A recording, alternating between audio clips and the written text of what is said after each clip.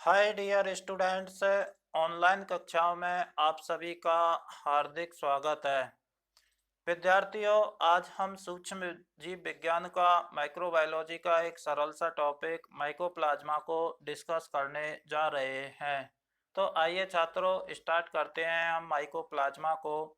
तो सबसे पहले हम बात करते हैं माइकोप्लाज्मा टर्म की, कि माइकोप्लाज्मा जो टर्म है ये दो अलग अलग शब्द माइको प्लस प्लाज्मा से मिलकर के बना है। माइको प्लस प्लाज्मा से ये मिलकर के बना है। यहाँ माइको शब्द का अर्थ होता है फंजाई। फंजाई को हम हिंदी में कवक कहते हैं, और कवक वे ऑर्गेनिज्म होते हैं जिनमें क्लोरोफिल अनुपस्थित होता है, और क्लोरोफिल की अनुपस्थिति के कारण ये अपना भोजन स्वयं नहीं बना पाते।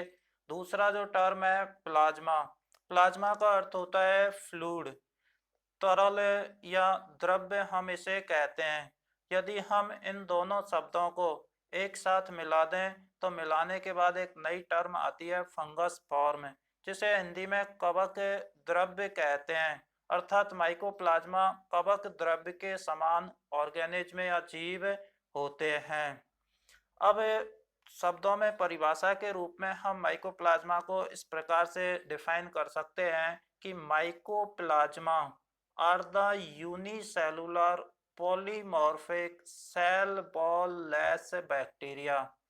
माइकोप्लाज्मा जो होता है वो एक कोशिकीय बहुरूपी कोशिका भित्ति रहित जीवाणु है। अर्थात माइकोप्लाज्मा जो होते हैं वो एक कोशिका में अपना संपूर्ण जीवन यापन करते हैं।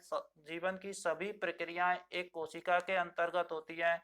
बहुरूपी टर्म का अर्थ होता है कि इनकी जो शेप है, आकृति जो होती है वो निश्चित नहीं होती है, अपनी आकृति को बदलते रहते हैं, और कोशिका भित्ति का इनमें अभाव पाया जाता है। तो कोशिका भित्ति रहित जो जीवाणु होते हैं उन जीवाणुओं को ही हम माइकोप्लाज्मा कहते हैं। अब इस माइकोप्लाज्मा का संपूर्ण जो अध्ययन है उसको सुविधा की दृष्टि से हम चार बिंदुओं के माध्यम से हम इसका अध्ययन करते हैं। यानी स्टडी ऑफ माइकोप्लाज्मा जो है इसको हम चार बिंदुओं के माध्यम से अध्ययन करते हैं, जिसमें पहला है डिस्कवरी ऑफ माइकोप्लाज्मा। माइकोप्लाज्मा की खोज के बारे में बात करते हैं कि माइकोप्लाज्मा की खोज किन वैज्ञानिकों ने की थी, नाम किसने दिया, आदि के बारे में इसमें हम विस्तार से अध्ययन करेंगे। सेकंड जो बिंदु है वो है जर्नल कैरेक्टर्स। माइकोप्लाज्मा में कौन कौन से सामान्य लक्षण पाए जाते हैं। थर्ड पॉइंट में हम माइकोप्लाज्मा में पाई जाने वाली सेल स्ट्रक्चर, कोशिकीय घटकों के बारे में, कोशिका की संरचना के बारे में पढ़ेंगे। और अंतिम जो बिंदु है उसमें हम माइकोप्लाज्मा में पाए जाने वाले रिप्रोडक्शन की विधियों का विस्तार से अध्ययन करेंगे। तो इस प्रकार हम संपूर्ण माइकोप्लाज्मा के अध्ययन को चार बिंदुओं के माध्यम से अध्ययन करेंगे।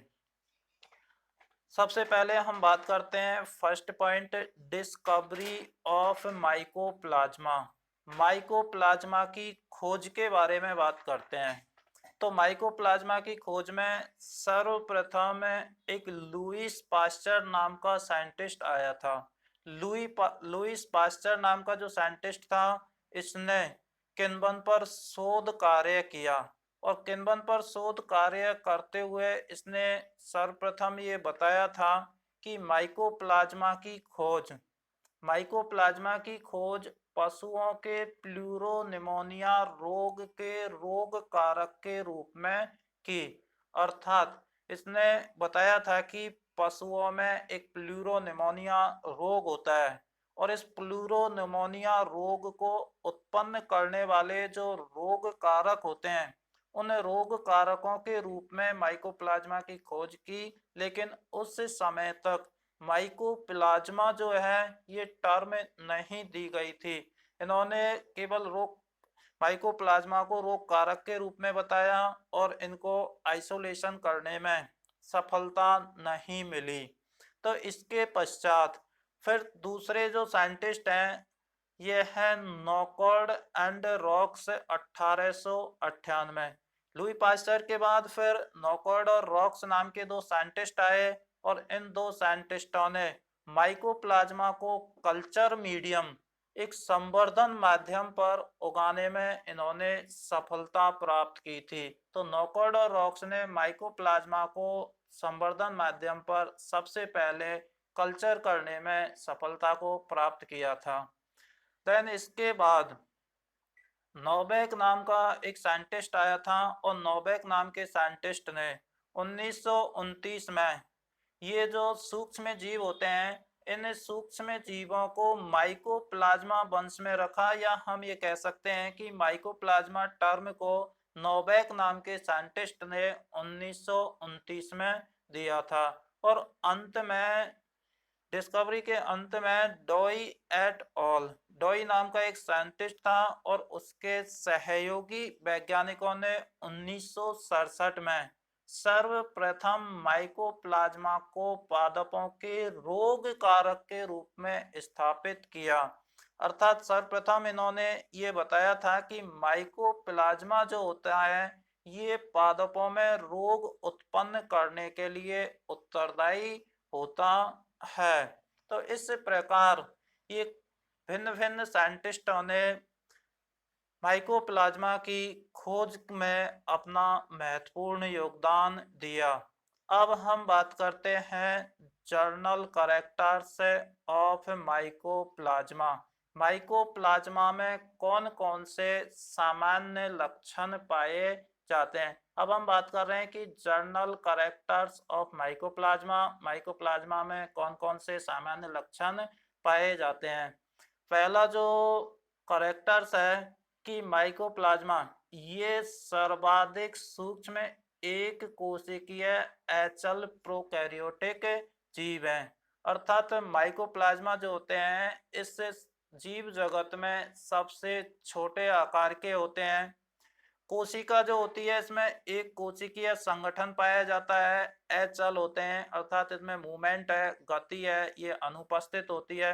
कोशिका का जो संगठन होता है वो प्रोकैरियोटिक टाइप का होता है, अर्थात न्यूक्लियर मेम्ब्रेन जो होती है वो स्पष्ट रूप से नहीं पाई जाती या अनुपस्थित होती है। ये माइकोप्लाज्मा जो होते हैं स्वतंत्र रूप से वृद्धि कर सकने में भी समर्थ होते हैं या स्वतंत्र रूप से अपनी वृद्धि कर सकते हैं। नेक्स्ट पॉइंट है कि माइकोप्लाज्मा में कोशिका भित्ति जो होती है ये अनुपस्थित होती है। माइकोप्लाज्मा में जो सेल वॉल पाई जाती है ये अनुपस्थित होती है, जिसके कारण ये बहुरूपी पैलियोमॉर्फिक होते हैं। बहुरूपी का मतलब है, पैलियोमॉर्फिक टर्म का अर्थ ये होता है कि ये अपनी शेप, आकृति जो होती है वो उसको परिवर्तित करते रहते हैं या भिन्न भिन्न आकृति के पाए जाते हैं। जैसे ये गोलाकार हो सकते हैं, तंतुकीय रूप में हो सकते हैं। इसका रीजन ये होता है कि इनमें कोशिका भित्ति अनुपस्थित होती है। और कोशिका भित्ति के बारे में हम पहले ये पढ़ चुके हैं कि कोशिका भित्ति कोशिका के एक्सोस्केलेटन बाह्य कंकाल का कार्य करती है और ये कोशिका भित्ति एक्सोस्केलेटन के रूप में कार्य करते हुए कोशिका को एक निश्चित आकृति प्रदान करती है। तो यहाँ पर कोशिका भित्ति अनुपस्थित होती है और कोशिका भित्ति अनुपस्थित होने के कारण बाहरी एनवायरनमेंट में सबसे बाहरी आवरण जो होता है वो प्लाज्मा मेम्ब्रेन होती है और प्लाज्मा मेम्ब्रेन प्रकृति में लचीली होती है। लचीली होने के कारण ये अपनी जो शेप है उसको चेंज करता रहता है, इसलिए हम कहते हैं कि ये पैलियोमॉर्फिक होते हैं। इसलिए इन्हें हम सूक्ष्म जीव जगत के बहुरूपीय कहते हैं, चौकर ऑफ माइक्रोबायोलॉजी के नाम से जानते हैं। नेक्स्ट करेक्टर है कि इनको संवर्धन माध्यम पर उगाया जा सकता है। वायरसों में हमने ये पढ़ा था कि इनको हम कल्चर मीडियम पर कल्चर नहीं कर सकते हैं, लेकिन माइकोप्लाज्मा को हम संवर्धन माध्यम अर्थात कृत्रिम जो माध्यम होता है लेबोरेटरी में हम इनकी वृद्धि करवा सकते हैं या इस पर ये ग्रो करते हैं। नेक्स्ट करेक्टर है कि माइकोप्लाज्मा जो होते हैं माइकोप्लाज्मा में जेनेटिक मटेरियल आनुवांशिक पदार्थ के रूप में डीएनए और आरएनए दोनों प्रकार के न्यूक्लिक अम्ल पाए जाते हैं। माइकोप्लाज्मा में आनुवांशिक पदार्थ के रूप में डीएनए भी पाया जाता है और आरएनए भी इसमें पाया जाता है। अगला कैरेक्टर्स है राइबोसोम कोशिका द्रव्य में बिखरे हुए पाए जाते हैं। चूंकि हम फर्स्ट कैरेक्टर्स में ये पढ़ चुके हैं कि माइकोप्लाज्मा की कोशिकीय संगठन जो होता है वो प्रोकैरियोटिक टाइप का होता है। अतः प्रोकैरियोटिक टाइप की कोशिका में 70S प्रकार के राइबोसोम पाए जाते हैं और ये 70S प्रकार के राइबोसोम जो होते हैं ये दो उप इकाई 70S प्रकार के जो राइबोसोम होते हैं दो उप इकाई 50S एंड 30S से मिलकर के बने होते हैं।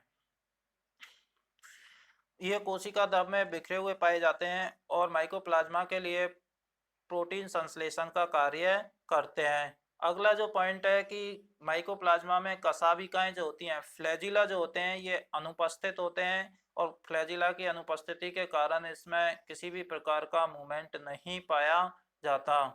नेक्स्ट है कि ये स्वतंत्र जीवी होते हैं। माइकोप्लाज्मा जो होते हैं ये अपना जीवन यापन स्वतंत्र रूप से कर सकते हैं। मृतोपजीवी होते हैं, सड़े मृत गले पदार्थों पर भी ये पाए जाते हैं और परजीवी अर्थात दूसरे जीवों में ये रोग उत्पन्न करते हुए परजीवी के रूप में पाए जाते हैं। पादपों में ये माइकोप्लाज्मा जो होता है फ्लोएम ऊतक जो होता है उस फ्लोएम ऊतक में ये पाए जाते हैं। अगला कैरेक्टर्स है कि माइकोप्लाज्मा जो होते हैं ये प्रतिजैविकों के प्रति प्रतिरोधी होते हैं, एंटीबायोटिक्स के प्रति प्रतिरोधी होते हैं। ऐसी एंटीबायोटिक्स जो सेल वॉल पर कार्य करती है उनके लिए तो ये प्रतिरोधी होते हैं जैसे कि पेनिसिलिन। लेकिन उपापचयी प्रतिजैविकों जैसे कि टेट्रासाइक्लिन और क्लोराम्फेनिकोल के प्रति ये क्या होते हैं संवेदी होते हैं। उपापचयी प्रतिजैविकों से अर्थ होता है कि ये जो प्रतिजैविक होते हैं ये हमारे उपापचयी पाथवे को मेटाबॉलिक जो पाथवे पाए जाते हैं कोशिका के अंदर उन मेटाबॉलिक पाथवे को ये इफेक्ट करने का कार्य करते हैं या उनको ये प्रभावित करते हैं। नेक्स्ट कैरेक्टर है कि माइकोप्लाज्मा में जो रिप्रोडक्शन होता है वो कायिक जनन होता है। कायिक विधि के द्वारा इनमें रिप्रोडक्शन पाया जाता है जो कि डिफरेंट टाइप्स की मेथड जैसे मुकुलन है, द्विविभाजन है अथवा एक महत्वपूर्ण जो विधि होती है उसमें प्रारंभिक काय एलिमेंट्री बॉडीज के द्वारा इनमें कायिक रिप्रोडक्शन होता है। यहाँ लैंगिक जनन का अभाव होता है या अनुपस्थित होता है। माइकोप्लाज्मा में लैंगिक जनन होता है वो संपूर्ण रूप से या पूर्णतः अनुपस्थित होता है। तो ये कुछ साधारण से माइकोप्लाज्मा के सामान्य लक्षण थे। सभी विद्यार्थी इनको नोट डाउन करें। Thank you.